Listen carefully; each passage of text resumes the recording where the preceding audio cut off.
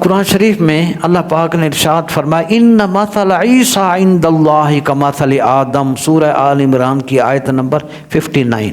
بے شک عیسیٰ علیہ السلام کی مثال اللہ تعالیٰ کے نزدیک آدم علیہ السلام کی طرح ہے۔ خلقہ من تراب ثم قال له کن فیکون، اللہ تعالیٰ نے آدم علیہ السلام کو مٹی سے بنایا اور پھر اس سے فرمایا ہو جا تو وہ ہو گیا۔ تو اس آیت میں قیامت تک عیسائیوں کو سمجھایا گیا ہے کہ اگر عیسیٰ علیہ السلام کے خدا ہونے کی یہی دلیل ہے کہ وہ بن باپ کے پیدا ہوئے، تو پھر آدم علیہ السلام کے بارے میں تمہارا کیا خیال ہے؟